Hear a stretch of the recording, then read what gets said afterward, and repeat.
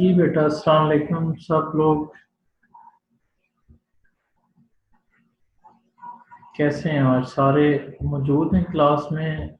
अभी भी still 40 participants are there out of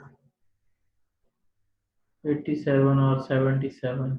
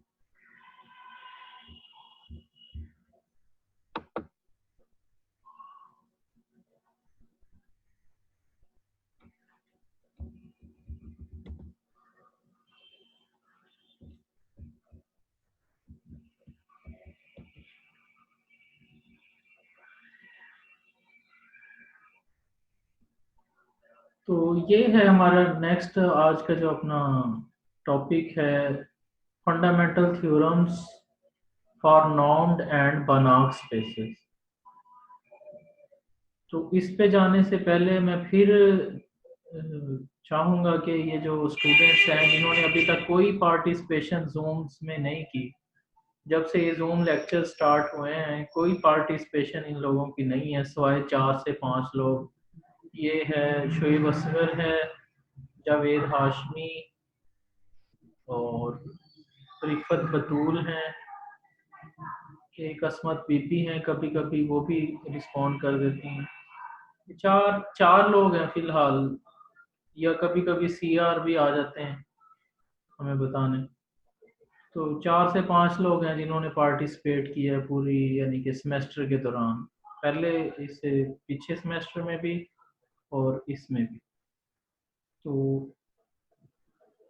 हालांकि ये इतना आपको अपॉर्चुनिटी थी उन लोगों के लिए जो क्लास में हेजिटेट करते थे, बोलने से हिचकिचाते थे या कुछ ऐसा था। अब तो आप घर बैठे हैं, घर बैठ के भी अगर आप नहीं बोल पाते हैं, कोई बात नहीं कर पाते हैं, कॉन्सेप्ट्स नहीं देख पाते हैं, तो फिर वाकई सोचने की ज़रूरत है कि क्या मसाइल हैं। तो मैं चाहूँगा आज ये छोटा सा रिव्यू करते हुए सारे जो पार्टिसिपेंट्स हैं ना वो इसमें हिस्सा लें, न्यू पार्टिसिपेंट्स, कि हमने इस सेमेस्टर को कहाँ से स्टार्ट किया। क्योंकि ये सारा चैप्टर जो पिछले 3 चैप्टर्स हैं उनके बगैर, उनकी रिवीजन के बगैर ये कंप्लीट हो ही नहीं सकेगा। जिस तरह से हमने मिड से पहले एक रिवीजन का लेक्चर अरेंज किया था, इसी तरह ये अब पिछले तीनों चैप्टर्स की रिवीजन के बगैर ये चौथे चैप्टर्स पे पहुंचना या इसको अच्छी तरह इसकी अंडरस्टैंडिंग बनाना आप लोगों के लिए मुश्किल हो जाएगा। तो इसलिए पहले मुझे from the very first day से बताएंगे बाय रेजिंग हैंड कि क्या कुछ हमने इस सेमेस्टर में गेन किया है, कि क्या क्या कुछ हमने स्टडी कर लिया हुआ। One by one hand raise करेंगे। मैं फिर से आपको कह रहा हूँ, जो न्यू स्टूडेंट्स हैं उनको मौका दिया जाएगा, वो हैंड रेज करें।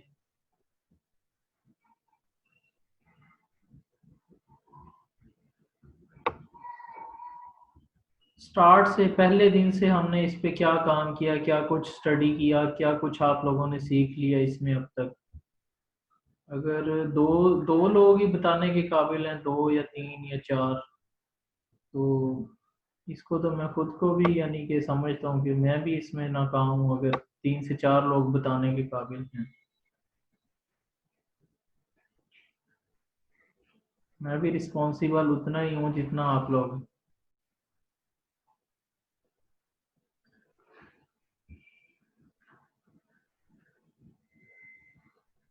चले, मैं अब रैंडमली खुद से फिर इनको बुलाता हूँ, देखते हैं ये किस तरह की अंडरस्टैंडिंग बना चुके हैं।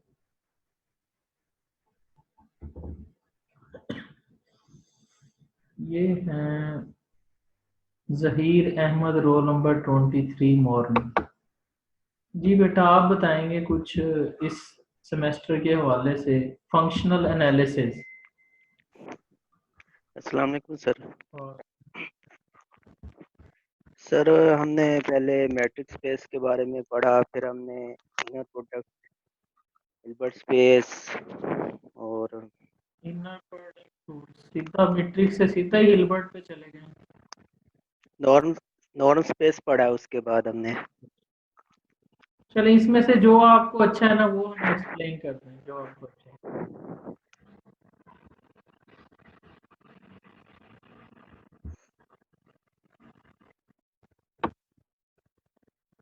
जी।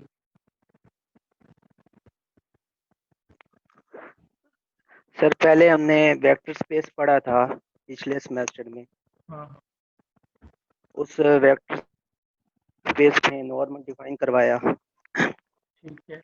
नॉर्म के कुछ फार्मूलाज, कुछ प्रॉपर्टीज थी वो हमने डिफाइन करवाई, और जब वो डिफाइन हो गई तो उसे हमने नॉर्म स्पेस कह दिया। इसको, फार्मूले को या उसको, वेक्टर स्पेस। सर जब वो उस फार्मूले ने उस फार्मूले ने उस फार्मूले को वेक्टर स्पेस पे अप्लाई करवाया, और वो फार्मूला पांच प्रॉपर्टीज जो हैं इसकी सेटिस्फाई कर गया, तो उसे हमने नॉर्म स्पेस कहा। फार्मूला को, यस सर, फार्मूला। फार्मूला को नॉर्म स्पेस कहते हैं। सर वो सेट।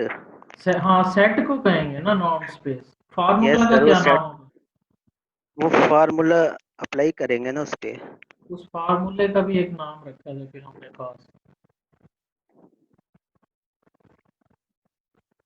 जी। उसका नाम रखा था हमने नॉर्म। नॉर्म और सेट क्या बन जाता था? Norm norm. स्पेस। गुड। अच्छा, नेक्स्ट, इससे नेक्स्ट कौन बताना चाहें? ठीक बताया छोटा आपने। क्या नाम था आपका? तहीर अहमद। बताइए। नेक्स्ट कौन बताएंगे? आप हाथ खड़ा कर लें या मैं ही? किसी ने?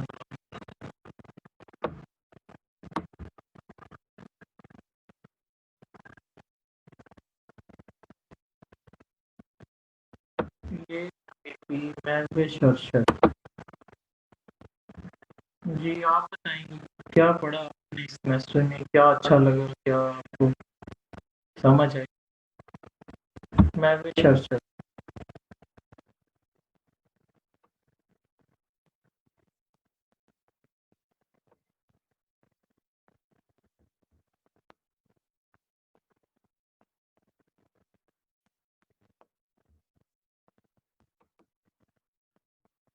जी।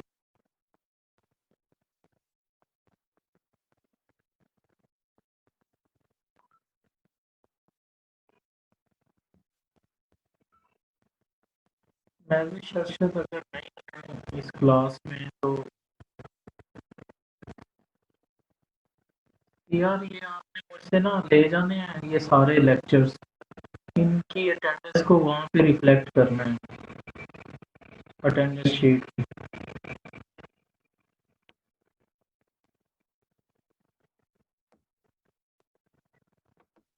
जी सर।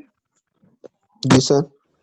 ये ना मुझसे आपने ना लेक्चर्स ले जाया करें, और वो जितने भी चैट बॉक्स में होती है ना अटेंडेंस, जी सर। को हार्ड कॉपी में रिफ्लेक्ट कर दिया। Okay sir. ठीक है। और जिन लोगों की मैं यानी कि यहाँ पे देखता हूँ ऑनलाइन नहीं होते, रिकॉर्डिंग में आप देखते हैं उनके नाम पुकारे जाते हैं, उनको भी रैंडमली आप अपसेंट नहीं कर दिया करें। Okay sir.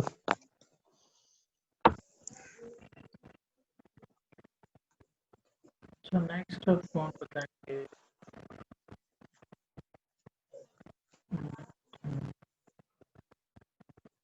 मोहम्मद सादात हैं ये। मोहम्मद सादात।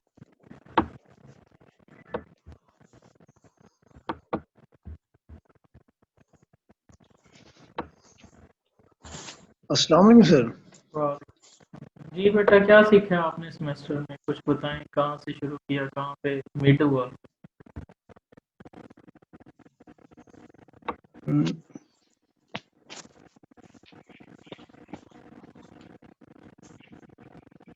अस्सलाम वालेकुम वालेकुम सलाम।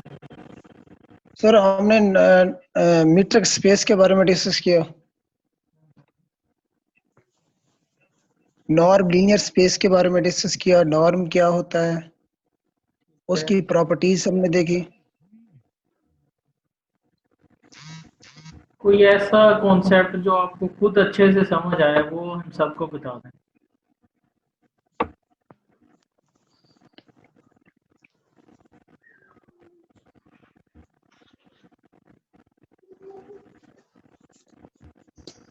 हेलो जी, कोई ऐसा कॉन्सेप्ट जो आपको अच्छी तरह समझ आ चुका है फंक्शनल एनालिसिस का, वो आप हमें बताएंगे, यहाँ पे समझाएंगे।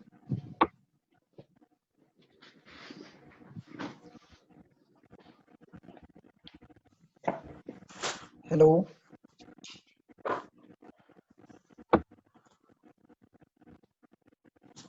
जी बोलें बोलें, आपकी आ रही है आवाज़।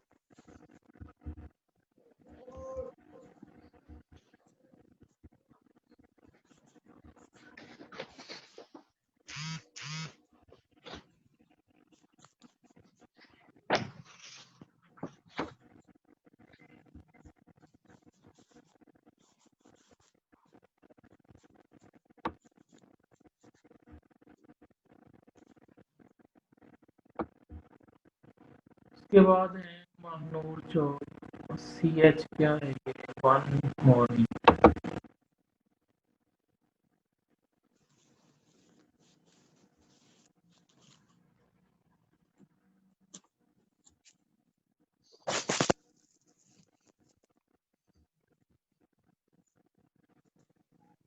जी अस्सलाम वालेकुम सर। वालेकुम सलाम।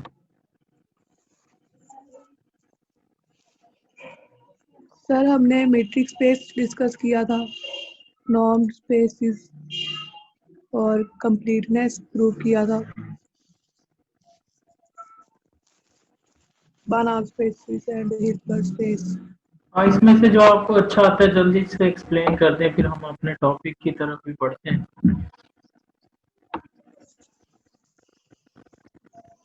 जो आपको बड़ा अहम लगा हो टॉपिक, वो ही बता दें। सर, बानाक स्पेसिस और हिल्बर्ट स्पेसिस इम्पोर्टेंट है। तो ये क्या होती हैं बनाम स्पेसेस, किस तरह से हम इनको बनाते हैं?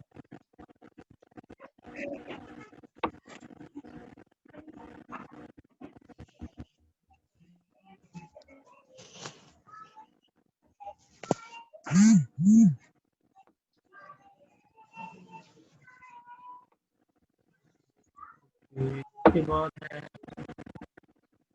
असमत 13 और ये आप बताएंगे।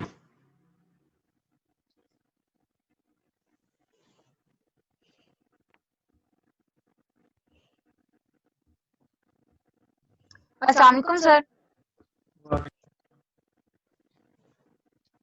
जी सर। आप बेटा बताएंगी क्या ये हमने पढ़ा है इस सेमेस्टर में? कोई सर वेरी फर्स्ट डे जो है वो हमने मीट्रिक स्पेस का चैप्टर जो था वो था हमारा।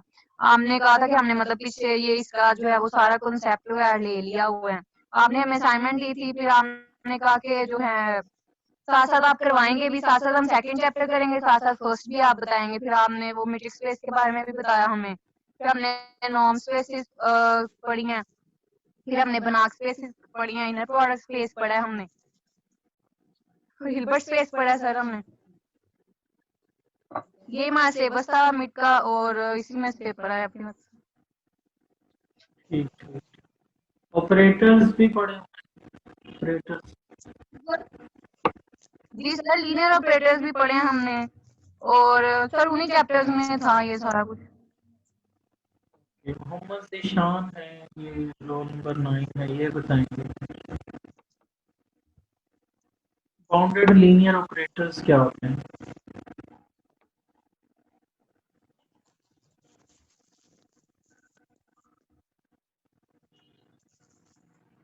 मोहम्मद ज़ीशान, आपको मैंने कर दिया।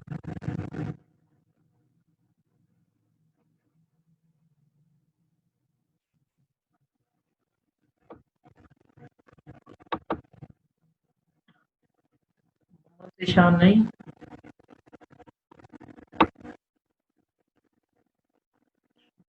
और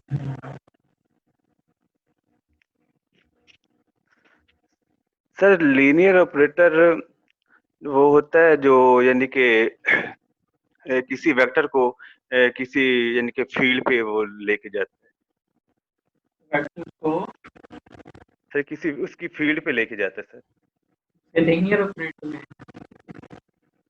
जी सर। सोच लें दोबारा।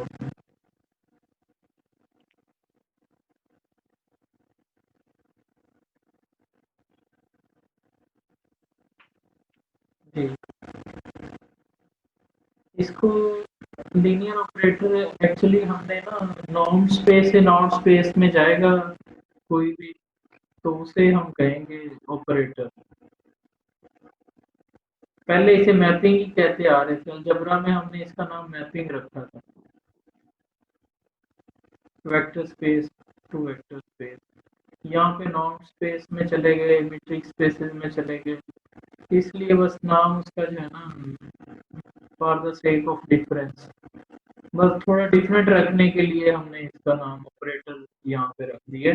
और लीनियरिटी की वही दोनों प्रॉपर्टीज हैं, स्केलर मल्टीप्लिकेशन वाली और एडिशन वाली। तो एडिशन और स्केलर मल्टीप्लिकेशन अलग अलग जैसे भी की जा सकती है, वो थी दोनों प्रॉपर्टीज लीनियरिटी की। तो बाउंडेड ऑपरेटर कौन सा होता है, चले अब नेक्स्ट स्टूडेंट को बताएंगे बाउंडेड लीनियर ऑपरेटर क्या होता है।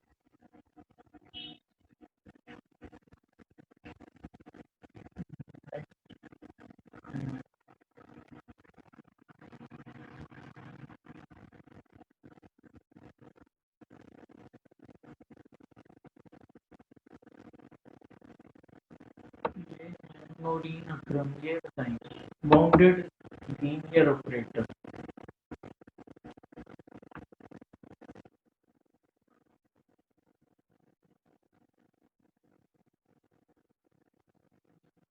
नोरीन अकरम 21 मॉर्निंग इनका रोल नंबर है।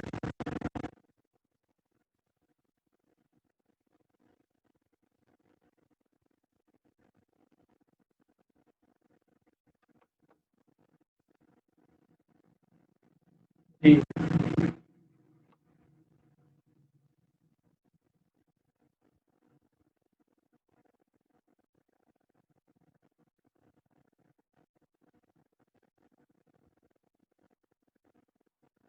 के बाद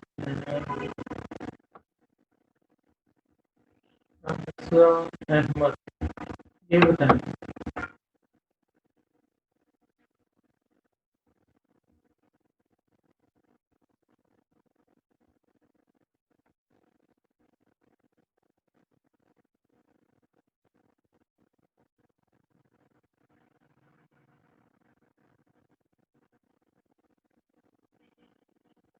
जी। शमजा आप बताएंगे क्या होता है ये बाउंडेड लीनियर ऑपरेटर, या क्या सेमेस्टर में सीखा आपने।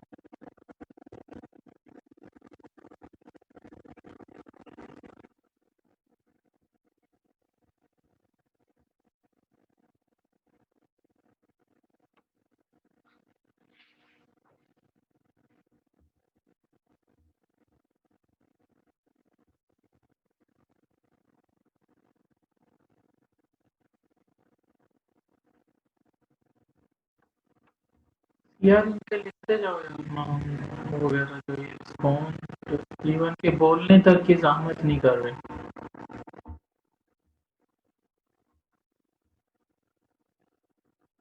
रिस्पॉन्स तो और चीज है।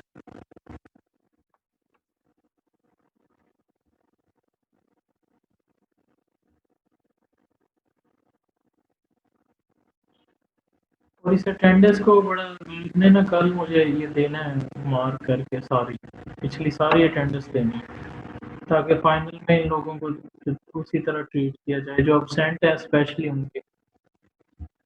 अभी भी ये 43 लोग हैं पार्टिसिपेंट्स यहाँ पे, कल भी इतने थे 35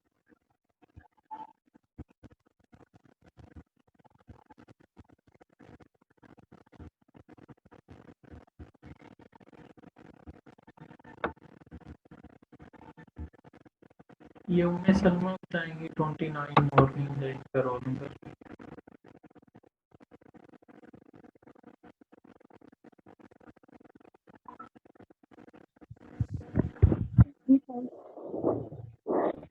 जी बाउंडेड ऑपरेटर्स कौन से होते हैं?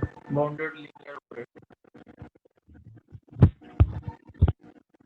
बाउंडेड लीनियर ऑपरेटर इसमें हमने दो फंक्शंस मतलब के लेंगे क्योंकि ये ट्रांसफॉर्मेशन हो रही है कि हमने दो फंक्शन एक्स और वाई लेने हैं ना, तो उनके मतलब जो मैपिंग का सिलसिला होता है तो उसको हमने उसके एलिमेंट्स मतलब एक्स के एलिमेंट्स को वाई में मैप करवाना है।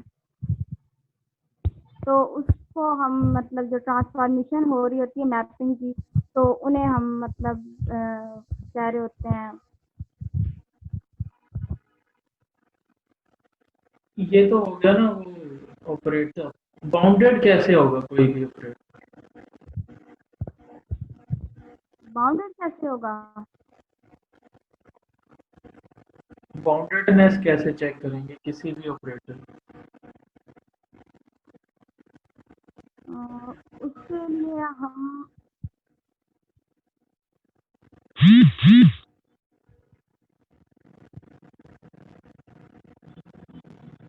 पॉइंट टाइप लेते हैं और फिर इसको करवाते हैं। बाउंडेडनेस चेक करने के लिए उसकी हम नॉर्म कैलकुलेट करते हैं, ऑपरेटर नॉर्म। ऑपरेटर नाम अगर फाइनाइट आ जाए तो हम कहते हैं कि ये ऑपरेटर बाउंडेड। तो कोई स्टूडेंट मुझे ये रीता कोमल ये बताएंगी कि बाउंडेड ऑपरेटर चेक करने के लिए उसकी ऑपरेटर नॉर्म कैसे कैलकुलेट करते थे? Operator norm.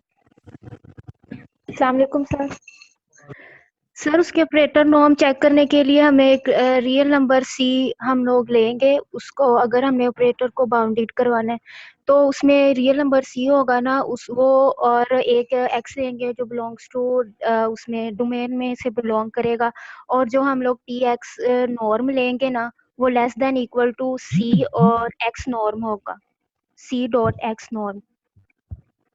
गुड। या एक और डेफिनेशन हमने की थी वो भी बता दें सर बाउंड्री लीनियर ऑपरेटर की। जी बाउंडेड।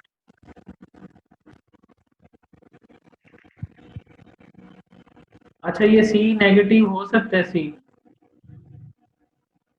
जो आपने सी बताया सर सी रियल नंबर होगा ना, तो रियल हाँ, तो नंबर रियल तो नेगेटिव भी हो सकता जी सर हो मे बी। है। अच्छा सी जीरो हो सकता है? सर जीरो भी तो रियल नंबर है और नेगेटिव भी रियल नंबर हैं, तो हो सकते होंगे ये। और सर इसकी second left hand definition side पे आप क्या लिख रही हैं? T X norm. No sir T X norm और लेफ्ट हैंड साइड पे हम लोग सी लिखेंगे। अच्छा लेफ्ट पे सी लिखेंगे और राइट पे क्या लिखेंगे? Sir less sorry greater than वाली जो साइड होगी ना, मुझे लेफ्ट साइड का ये मतलब ग्रेटर देन वाली जो साइड होगी ना उस पे सी लिखेंगे हम लोग। अच्छा जी। और इसकी एक डेफिनेशन ये भी होगी कि अगर हम लोग टी नॉर्म लेंगे तो supremum X belongs to D of T X norm over X norm, हम लोग उसकी यानी कि सुप्रीमम के वो बना के तो इस तरह भी उसका वो डोमेन उसकी वो सॉरी बाउंड्री तो से कर सकते हैं। ओके, आपने कोई कैलकुलेट किया है, किसी ऑपरेटर का नाम कैलकुलेट किया था इस सेमेस्टर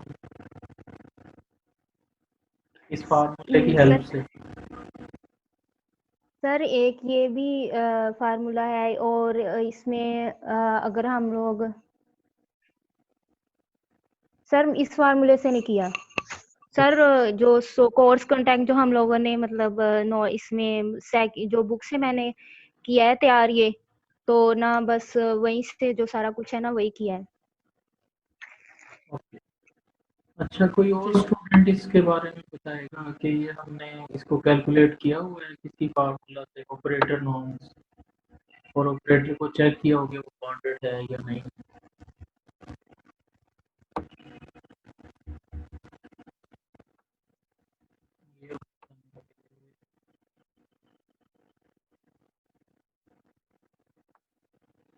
ये आयशा है 37 इवनिंग से।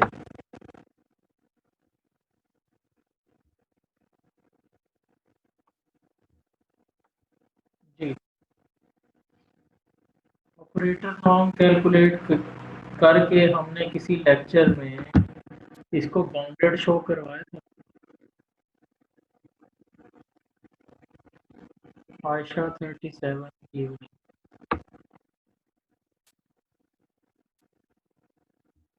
और इनकी भी जो एक मिस्टेक है उसको भी करेक्ट करना है, सी वाली। सी, ये सी के बारे में कौन ठीक बताएगा? ये जो सी हम उस फार्मूला में लिखते हैं,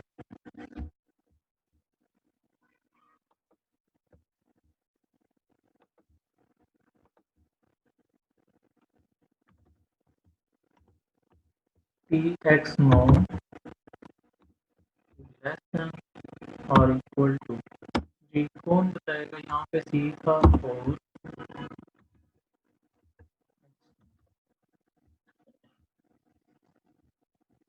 चलो ये न्यू स्टूडेंट है सहर शाहीन, ये बताएंगे सी पे क्या शराइत हैं और क्यों है। जी, सहर शाहीन है, ये रोल नंबर 44 मॉडल। आपको मैंने अनम्यूट कर दिया, आप बताएंगे।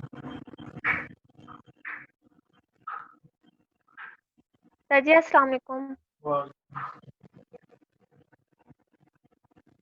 इस सी सर पे जी क्या सी क्या ग्रेटर देन शर्त जीरो लिखी है? होगा क्योंकि वो एक्स नॉर्म के जी, सी ग्रेटर देन जीरो होगा, सी क्यों ग्रेटर होगा? देन जीरो होगा, ये शर्त थी।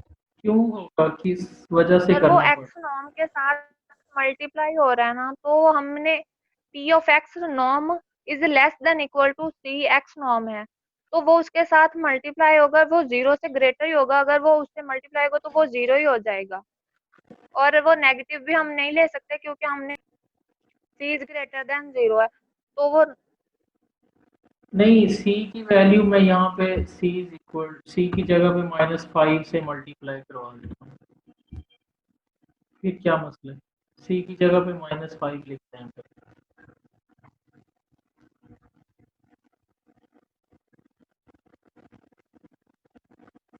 जी, सर जी हमने कंडीशन नहीं रखी हुई सी इज ग्रेटर देन जीरो, तो -5 तो लेस नहीं है जीरो से। कंडीशन तो रख दी है, लेकिन मेरा सवाल ये है कि कंडीशन उसने रखी क्यों है? कोई वजह होगी ना उसने कंडीशन रखी है। जी सर। हाँ, वो वजह तलाश करनी है कि क्या वजह।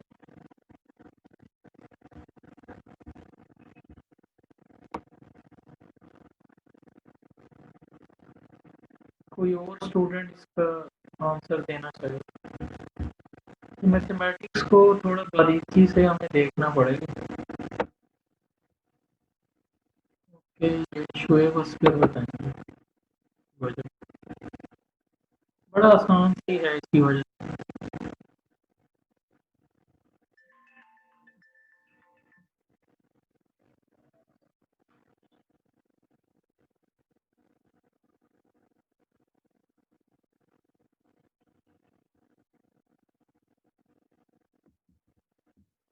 जी शोएब अस्कर।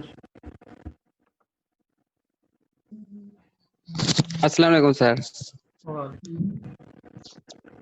सर जो हमारे पास बाउंडेड लीनियर ऑपरेटर होता है ना, वो उस वक्त कोई भी ऑपरेटर बाउंडेड होगा अगर हम उसका नॉर्म लें तो वो फाइनाइट आ जाए। तो जो हमारे पास कांस्टेंट होगा ना वो पॉजिटिव होना चाहिए। पॉजिटिव क्यों होना चाहिए? आपने कहा फाइनाइट आ जाए, फाइनाइट तो मतलब कुछ भी हो सकता है। 5 भी फाइनाइट है, -5 भी फाइनाइट है।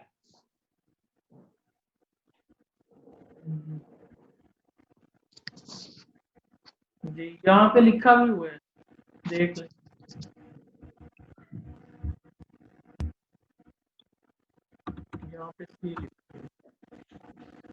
यहाँ पे सी का पॉजिटिव रहना क्यों जरूरी है? सर इनइक्वालिटी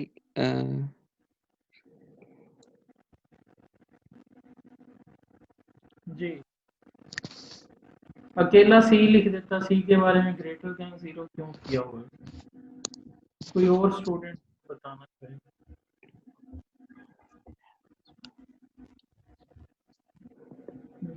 रिफत बतूल बताएंगे।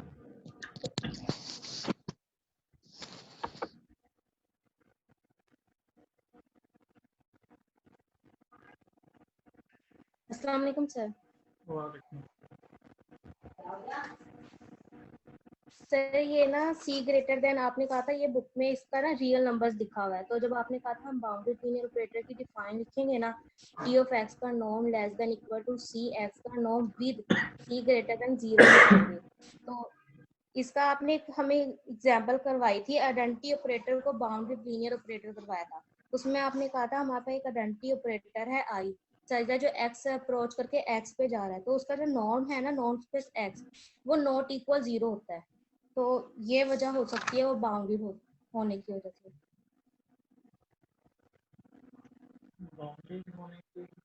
नो मैं सी ग्रेटर देन 0 की बस जस्टिफिकेशन पूछ रहा हूँ। इस फार्मूला में सी ग्रेटर देन 0 क्यों कह रहे हैं वो होना चाहिए?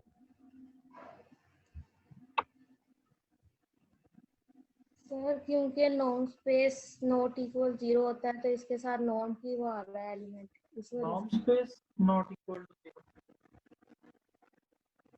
जी सर। चले यहाँ पे मैं -1 लिख देता हूँ, -2 लिख देता हूँ। इसका आंसर क्या हो जाएगा? एक्स का नॉर्म, ये तो पॉजिटिव रहेगा ना, प्लस में आएगा। जी सर। ठीक है, और ये इसको -2 इसको क्या कर देगा? माइनस नेगेटिव कर देगा। नेगेटिव करवा देगा, जबकि लेफ्ट साइड पे कौन है? नॉर्म है, ये पॉजिटिव है। जी सर। ये क्या है? पॉजिटिव। तो अगर हमने इस सी को नेगेटिव रख लिया तो ये तो इनइक्वालिटी होल्ड नहीं करेगी कभी भी। जी सर। ये सारी इनइक्वालिटी कभी भी होल्ड नहीं करेगी अगर आप सी को क्या मान लेते हैं? नेगेटिव वाला, नेगेटिव या 0 वाला। जी सर। इसलिए हमने इस पे शर्त लगाई है इस फार्मूला को बनाते वक्त। और वैसे भी अगर इसको उठा के आप इधर भी ले आए,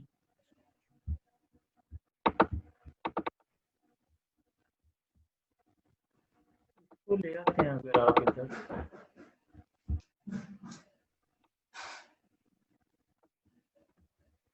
इधर आके डिवाइड ही होना है ना इसमें। जी सर। तो डिवाइड करके आप क्या कहेंगे? ये जो नॉर्म्स की रेशियो है लेस देन -2 हो सकती है, ऊपर भी पॉजिटिव नीचे भी पॉजिटिव। जी सर। पॉजिटिव है। हो सकता है -2 से लेस? No sir. तो सारी बात तो फिर सी पे ही आ गई ना। सी को क्या रखना पड़ेगा? Greater than 0। ये इसकी फार्मूले को देख के ये तो बड़ा आसान सा था क्वेश्चन। अच्छा, उसके बाद बाउंडेड, ये बाउंडेडनेस ही एक किस्म की हमने चेक कर ली हो, ये बाउंडेड लीनियर ऑपरेटर। तो बनाक स्पेस का कोई थ्योरम कोई स्टूडेंट बताएगा, कोई मशहूर जो हमने पढ़ा हो? बनाक स्पेस ये मोहम्मद बासित बताएंगे। बनाक स्पेस।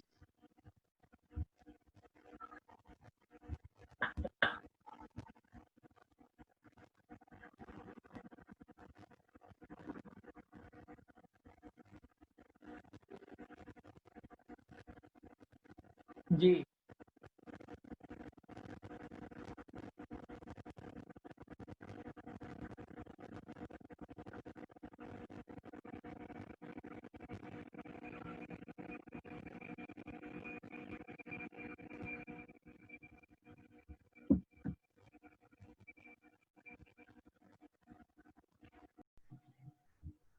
तो ये नेक्स्ट हर लेक्चर में ऐसे ही होगा। पहली जूम मीटिंग में आंसर क्वेश्चनिंग का सेशन हुआ करेगा, लास्ट में जो भी हमने पढ़ा हुआ होगा पूरे सेमेस्टर में उसमें से आंसर क्वेश्चनिंग हुआ करेगी, और उसके बाद जो नेक्स्ट हमारा लेक्चर हुआ करेगा दूसरी मीटिंग में या पहली के मिड में, इस तरह से हमने नेक्स्ट पूरा जो है ना ये हाफ सेमेस्टर रह गए इसको देख।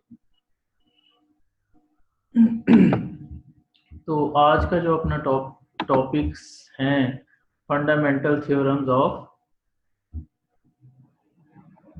नॉर्म्ड एंड बनाक, ठीक है। तो इसमें कहते हैं कौन कौन से थ्योरम हम पढ़ने जा रहे हैं।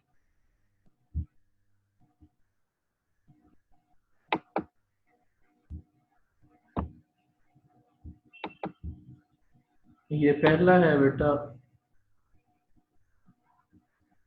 हॉर्न-बनाक थ्योरम।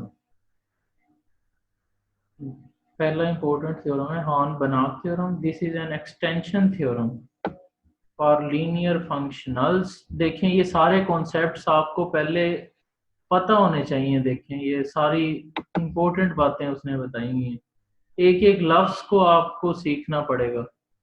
ये देखें कितने जितने जितने कॉन्सेप्ट्स आ रहे हैं। एक्सटेंशन क्या होती है,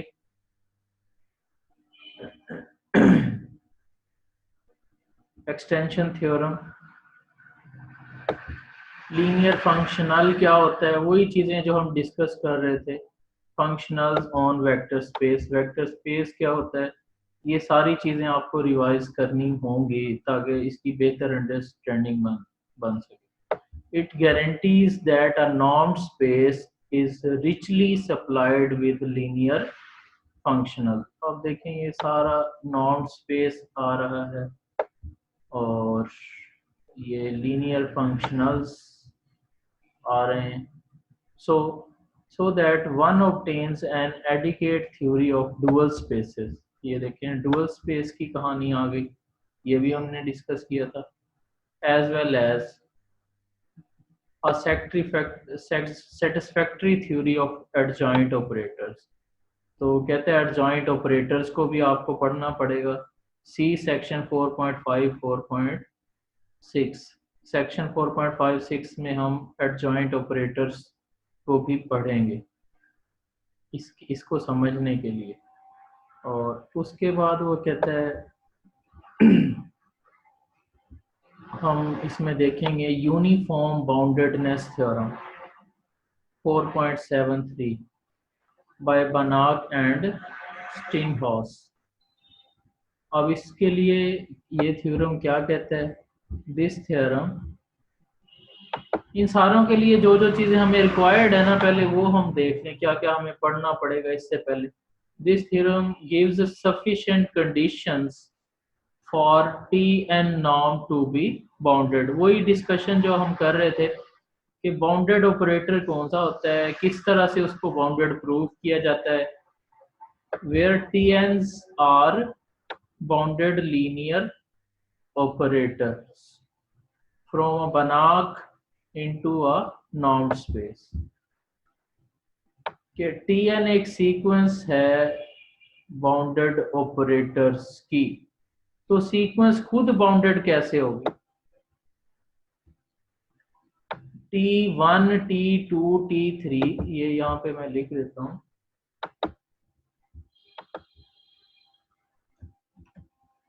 T1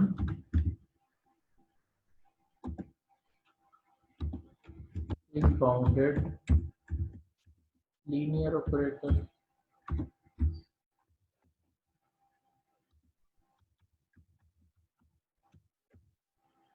Similarly,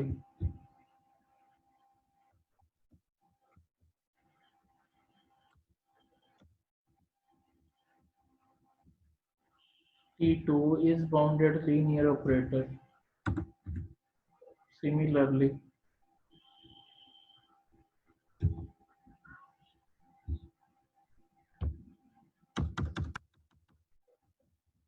En is bounded linear operator. यानी कि आपके पास अब क्या बन गई, बाउंडेड लीनियर ऑपरेटर की सीक्वेंस बन गई।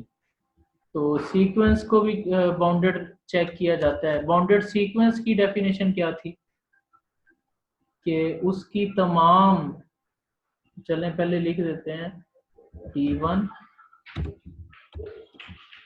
T2 so on, Tn is a sequence of bounded linear operator। ठीक है ऑपरेटर्स, इसको चेक करना है कि ये बाउंडेड है या नहीं है। तो इसकी भी सारी टर्म्स का क्या करना है, नॉर्म लेना है, Tn नॉर्म। अगर तो वो फाइनाइट आ जाता है लेस देन के ये m, तो हम कहते थे सीक्वेंस क्या है, बाउंडेड है। तो सीक्वेंस की बाउंडेडनेस चेक कर लें। उसके बाद it has various simple applications in analysis। For instance, in connection with Fourier series, weak convergence, ये सारी आप देखेंगे वीक कन्वर्जेंस क्या है और स्ट्रॉन्ग कन्वर्जेंस क्या है। Summability of sequence 4.10, numerical integration, वो सारा हम इसमें देखेंगे। उसके बाद तीसरा थ्योरम है open mapping theorem 4.122। This theorem states that the bounded linear operator D from a Banach space onto a Banach space is an open mapping। Open mapping theorem है और ओपन मैपिंग इन्वॉल्व हो रही है। Open mapping की definition करेंगे, किसको कहते हैं open mapping, that is maps open sets onto open sets। Hence, if T is bijective, T inverse is continuous। ये हम करेंगे ये वाला थ्योरम। इसमें जो जो वर्ड्स आ रहे हैं, इनवर्स क्या होता है, किस तरह कैलकुलेट होता है, बाइजेक्टिव मैपिंग क्या होती है, किस तरह ढूंढी जाती है, बनाक्स पे, ये सारे कॉन्सेप्ट्स अब आपको नेक्स्ट लेक्चर तक बिल्कुल क्लियर होने चाहिए। जब तक ये क्लियर नहीं होंगे, ये थ्योरम्स हो सकता है दो दो लेक्चर्स में एक एक थ्योरम किया जाए, लेकिन इसके लिए आपको अंडरस्टैंडिंग बहुत ज़रूरी है सारे कॉन्सेप्ट्स की। This theorem gives condition under which a closed linear operator is bounded. ये थ्योरम बताता है कि किसी भी ऑपरेटर को बाउंडेड बनने के लिए क्या क्या दरकार है, कैसे हम उसको बाउंडेड बनाने के लिए कुछ करेंगे। Closed linear operators are of importance in physical and other application. अच्छा, उसके बाद ये चौथा बड़ा अहम थ्योरम है क्लोज ग्राफ थ्योरम। ग्राफ क्या होता है इसमें ये भी पढ़ेंगे। जोन्स लेमा ये हम पहले ही देख चुके हैं। चलें 4.1 से हम इसको स्टार्ट लेते हैं। जोन्स लेमा हमने पढ़ लिया हुआ था जी, कोई रिकॉल करेगा Zorn's lemma? We shall need Zohn's lemma in the proof of fundamental Hahn-Banach theorem, which is an extension theorem for linear functionals and is important for reasons which we shall state when we formulate the theorem. Zohn's lemma has a various applications. Two of them will be shown later in this section. The setting for the lemma is a partially ordered set. तो partially ordered set हमने discussion कर ली थी, फिर से देख लेते हैं इसको। ये हमने कॉन्सेप्ट किया हुआ है। A partially ordered set is a set M on which there is defined a partial ordering. Partial ordering की प्रॉपर्टीज कितनी थी, हमने कर ली हुई थी। That is a binary relation which is written as relation. इसका नाम रिलेशन है, कुछ भी हो सकता है, इसको वो ना समझिएगा लेस देन और इक्वल टू। ये कोई भी रिलेशन हो सकता है, जैसा कि हमने पहले इसकी डेफिनेशन में देखा था। एक ऐसा रिलेशन जो किसी सेट के एलिमेंट्स पर लगे, जो किसी सेट के एलिमेंट्स पर लगे और इन तीन प्रॉपर्टीज को ओबे करे। याद है ना ये तीनों प्रॉपर्टीज, रिफ्लेक्सिव, एंटीसिमेट्रिक और ट्रांजिटिव प्रॉपर्टी। तो उस ऑर्डर को, उस रिलेशन को कहेंगे पार्शियल ऑर्डर, और वो जिस सेट पे लग रहा था उस सेट को हम क्या कहेंगे, partially ordered set।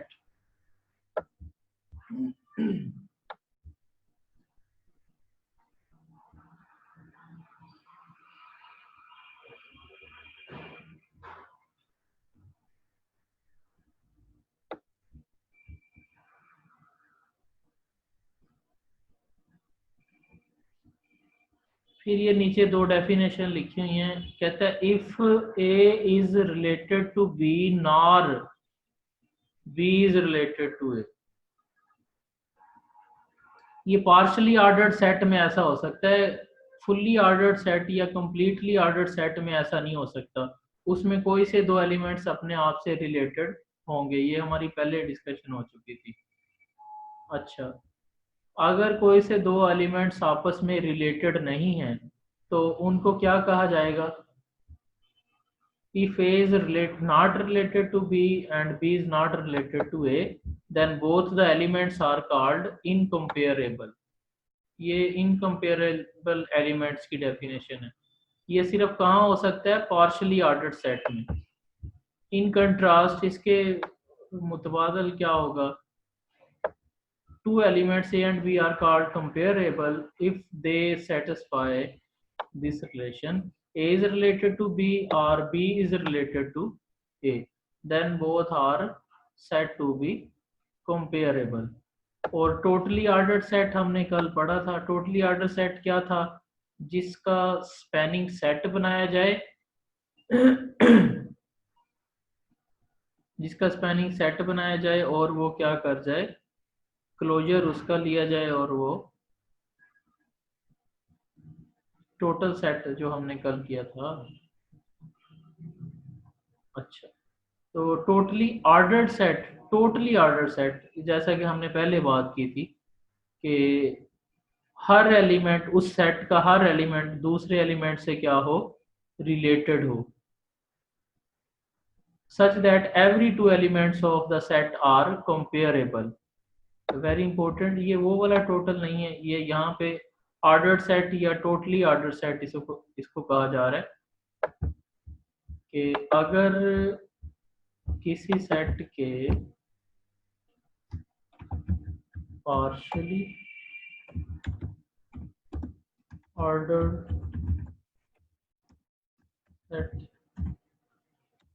और इसके थोड़ा पैरेलल इसकी एडवांसमेंट है टोटली ऑर्डर्ड सेट। इसकी प्रॉपर्टीज हैं तीन। ए इज, मैं अब वो वाला साइन नहीं लिखूंगा, ये लिखूंगा A is related to A is related to B and B is related to A, then A is exactly equal to B। दूसरी प्रॉपर्टी थी, तीसरी क्या थी? A is related to B and B is related to C, then is related to C. यहाँ पे मैं relation का नाम ले रहा हूँ, ये लेस देन और इक्वल टू नहीं कहना, ये भी रिलेशन ही आप इसको समझे, कोई भी रिलेशन हो सकता है। तो इस पूरी डेफिनेशन में ये तो नहीं लिखा हुआ ना for all A and B belonging to M set को कह रहे A B belongs to M, A is related to B। कोई से दो एलिमेंट्स आपस में रिलेटेड तो नहीं है, ये नहीं कहा जा सकता। रिलेटेड का मतलब वही है कंपेयरेबल।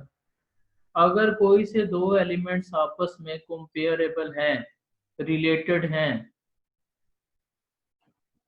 किसी सेट के अगर तीन प्रॉपर्टीज को ओबे कर रहा है, चौथी क्या है कि कोई से भी हमारा दिल करे, कोई से भी दो एलिमेंट्स को उठा के चेक करें कि वो आपस में रिलेटेड हैं उस रिलेशन के तहत। तो अगर तो वो हैं कोई से भी दो, तो सेट बन जाएगा कंप्लीटली ऑर्डर्ड या टोटली ऑर्डर्ड सेट। इन तीन को भी ओबे करे और चौथी प्रॉपर्टी कौन सी,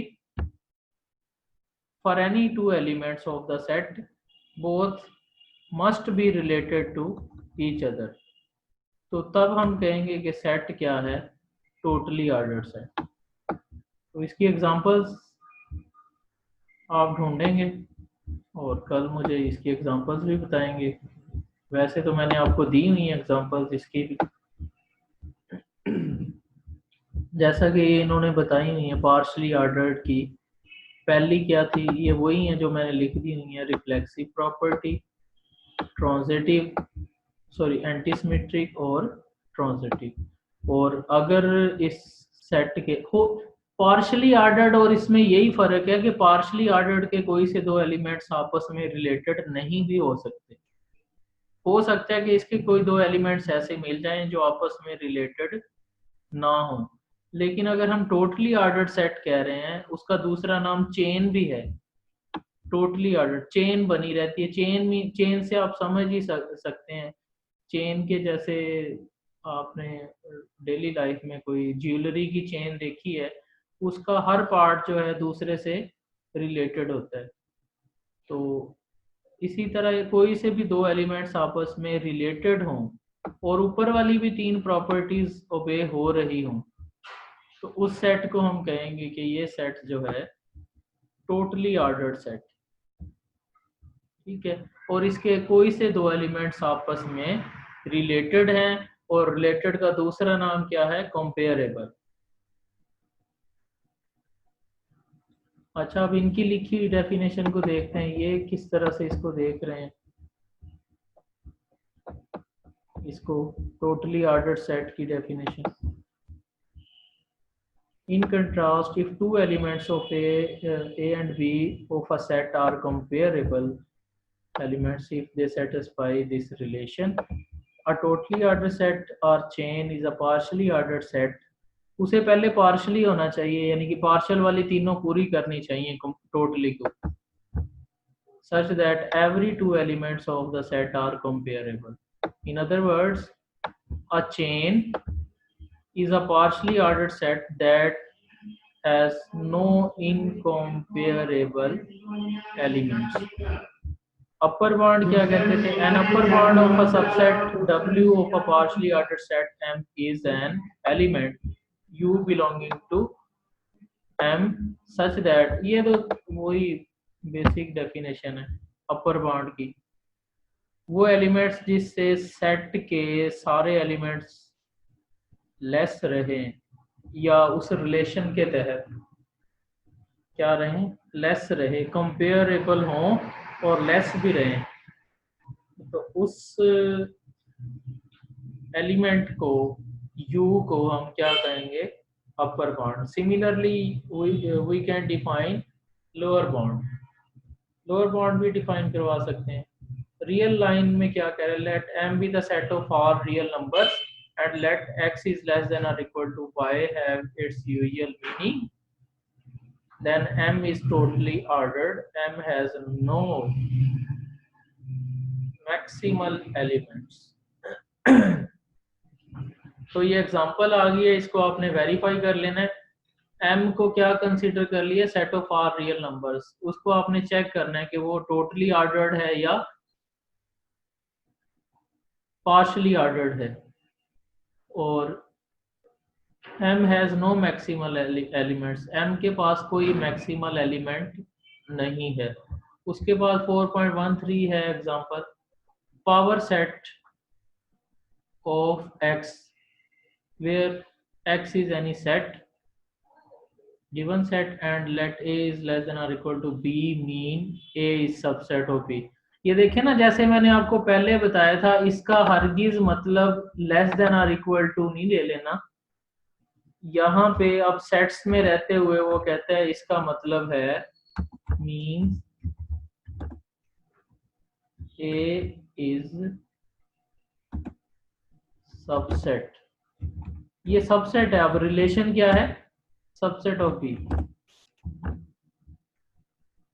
A इज रिलेटेड, इसको ऐसे भी लिख सकते हैं, A is related to B। अगर सेटों में है, वो कह रहे हैं कि एक्चुअली ये रिलेशन है, तो आप इसको हरगिज लेस देन और इक्वल टू नहीं समझेंगे। इसको हम अब ऐसे भी लिख सकते हैं, A is related to A is related to B implies क्या कर रहा है, A इज, जो भी रिलेशन था वही लगेगा,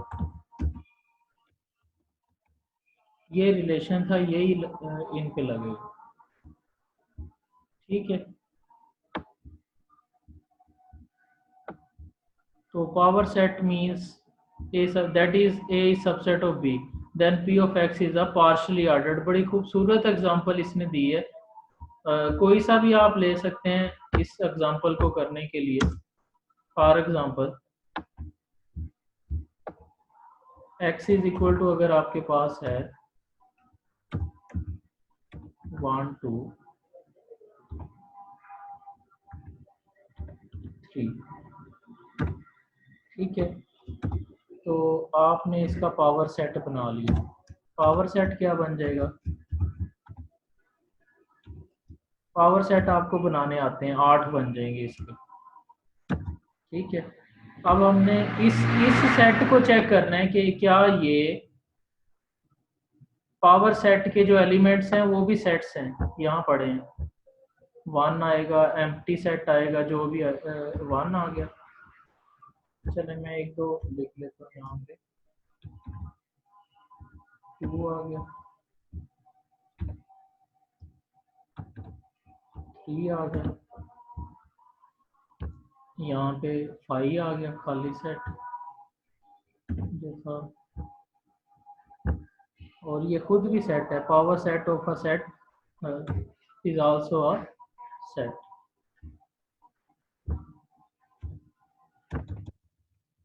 ओके, ये आ गया, ये पावर सेट बना लिया। इसको हमने चेक करना है कि क्या ये पार्शली ऑर्डर्ड है या टोटली ऑर्डर्ड है। जबकि ऑर्डर क्या दिया हुआ है, ऑर्डर भी बताया हुआ है, किस ऑर्डर के तहत इसको चेक करना, इस ऑर्डर के तहत, सबसेट वाले रिलेशन के तहत। जी, एक स्टूडेंट ने हैंड रेज की है, इनका क्वेश्चन लेते हैं। कौन है?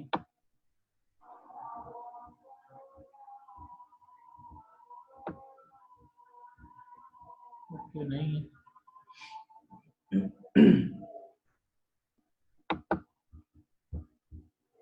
तो कर लेंगे फिर। आप देखेंगे कि जो 2 है, हमने कहा ना टोटली ऑर्डर तभी होगा जब कोई से 2 एलिमेंट्स उसके आपस में रिलेटेड होंगे। 2 और 3 है फॉर एग्जांपल, तो हम कहेंगे कि देखें जी, ये है एक एलिमेंट है 1 और एक कौन सा है 2 3 वाला,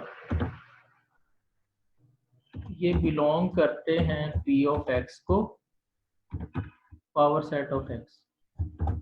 लेकिन ये दोनों आपस में रिलेटेड नहीं है। One is not subset of 2, 3।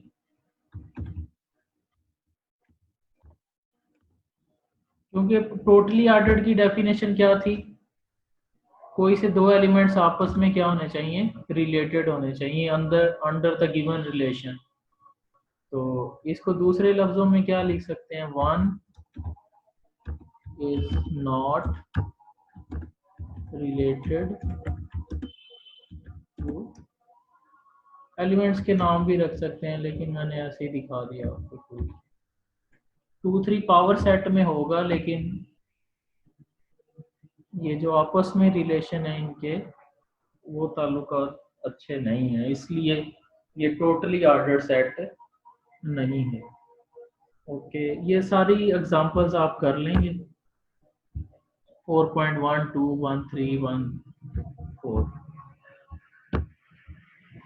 उसके बाद है 1.5 पॉजिटिव इंटीजर जोन्स लेमा। ये बीबी हैं, आसमा बीबी, इनका सवाल भी ले लेते हैं।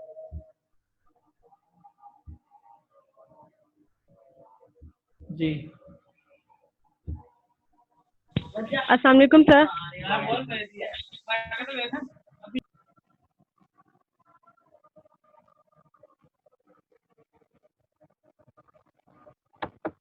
ओके, नेक्स्ट हम चलते हैं। हैमल बेसिस क्या होती हैं, जोन्स लेमा क्या होता है, इसको देखते हैं। इन डेफिनेशंस को, इन कॉन्सेप्ट्स को आप फिर से एक दफ़ा रिवाइज कर लेंगे इस वीकेंड पे, ताकि हम किसी बेहतर रिजल्ट्स पे पहुंच सकें और ये चारों थ्योरम्स हमें अच्छी तरह से समझ आ जाए। जोन्स लेमा क्या कहते हैं? m not equal to 5 be a partially ordered set. Suppose that every chain C subset of M has an upper bound, then M has at least one maximal element. Hamel basis, every vector space has a Hamel basis. तो Hamel basis की definition पहले करनी पड़ेगी, उसके बाद Hamel basis को देखनी पड़ेगी। उसके बाद है 4.18 टोटली ऑर्थोनॉर्मल सेट। ये हम वैसे कर चुके हैं, टोटल ऑर्थोनॉर्मल सेट क्या था, ये भी 4.18 भी आप कर लेंगे सारा। तो ये इसके प्रॉब्लम्स हैं, ये भी इसको देखेंगे आप, सारे प्रॉब्लम्स को जो भी है ये भी आप कर लेंगे। तो कल या नेक्स्ट जब भी हमारा लेक्चर शुरू होगा, इस थ्योरम के हवाले से हमारी सारी डिस्कशन, इससे रेलिवेंट एग्जांपल, इससे रेलिवेंट डेफिनेशंस हम करेंगे। तो अब कोई क्वेश्चन है तो जल्दी से पूछ लें, फिर अजान सुनते हैं।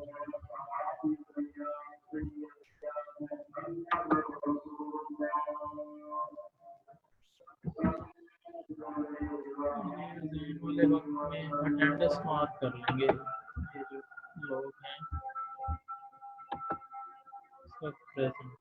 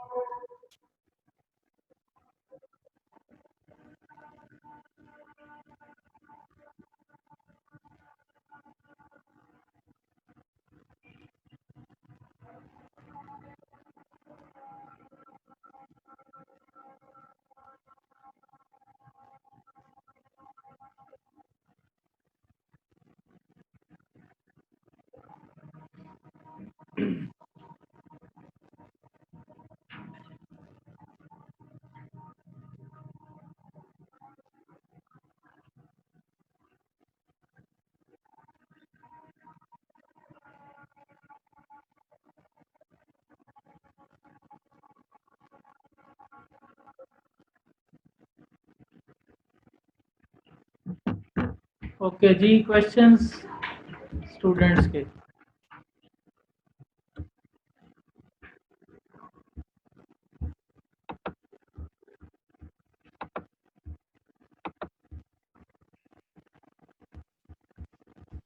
सर कल आपने हमें एक एग्जांपल दी थी डेंस सेट की, तो उस पर आपने कहा था लिमिट पॉइंट यानी इसके मालूम कर लाने हैं। तो मैंने जब उसकी टोपोलॉजी बनाई थी तो उसके लिमिट पॉइंट मेरे पास 1 4 बन रहे थे, और अगर हम इसकी कोई और टोपोलॉजी बनाते हैं तो वो 0 आ जाता है इसका, जो यानी ड्राइव ऑफ ए जो है, तो इसके जो हमारे पास लिमिट पॉइंट है वो तो फिर फिक्स नहीं होगी हमारे पास।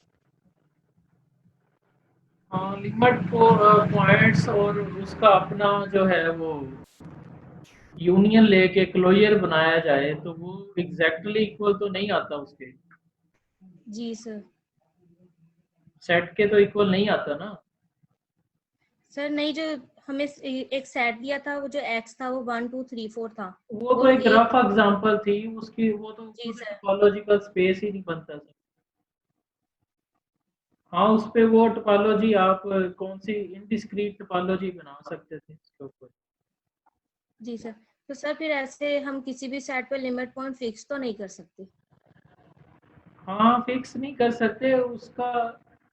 मीट्रिक स्पेस में उसका मीट्रिक जो लिमिट पॉइंट फाइंड करने का मेथड और है, और जो टोपोलॉजिकल जी स्पेस सर। में और है। जी सर। वो sir under the page number given 130। Given topology हम सिलेक्ट करते हैं। जी सर। सर पेज नंबर 139 पर एक नोटेशन है, वो पूछना था कि उसे यानी क्या पढ़ते हैं? 139।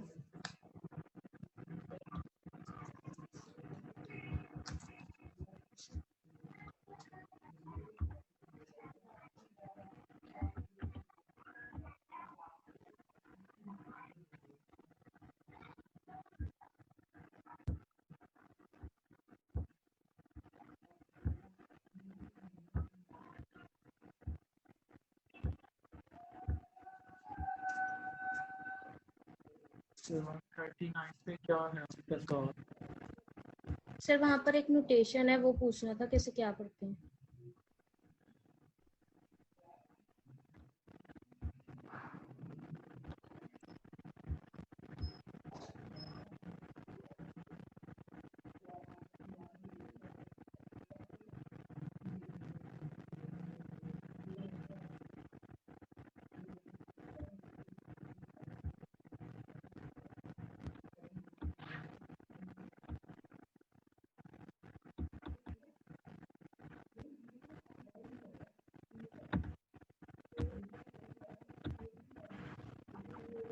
जी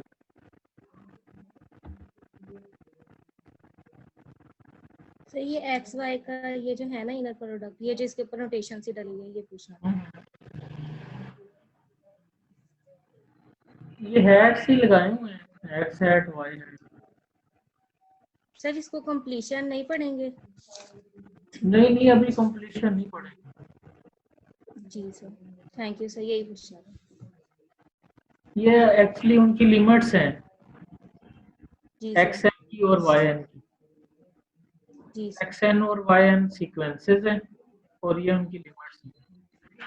हाँ, ये लिमिट्स किस में हमने बिलोंग किस में करवानी है? एज में। एच में। मतलब वो एज कंप्लीशन कहलाएगी। जी ठीक सर। Hilbert space. जी सर,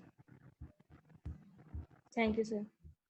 जी नेक्स्ट क्वेश्चन किसी स्टूडेंट को।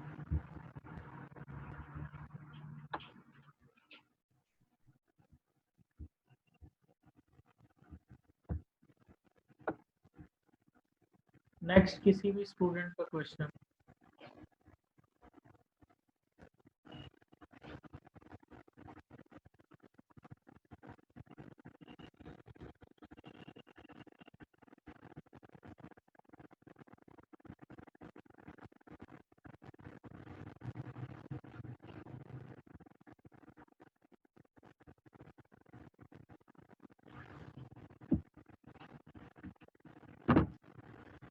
चलें जी, कोई क्वेश्चन नहीं है, ठीक है। इसको नेक्स्ट टाइम नेक्स्ट लेक्चर में बड़े आपसे जो है ना सख्त और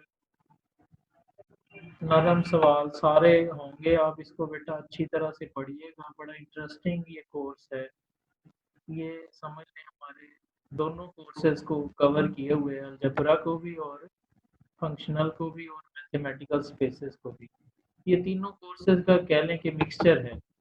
इसको आप पढ़िएगा तो आपको बड़ा इंटरेस्टिंग लगेगा सारा ये ना। तो क्वेश्चंस खुद भी बनाएं, खुद एक दूसरे से करें, मुझसे करें, एक दूसरे को आंसर करें। अब तो आसान ही बड़ा हो गया सबसे, यानी कि बातचीत करना। व्हाट्सएप है, जूम है और कॉल पैकेजेस हैं सस्ते सस्ते,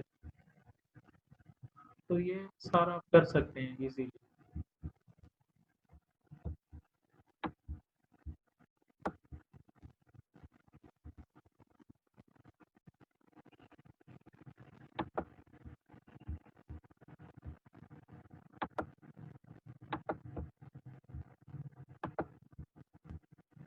ठीक है, अपना ख्याल रखेंगे सब लोग।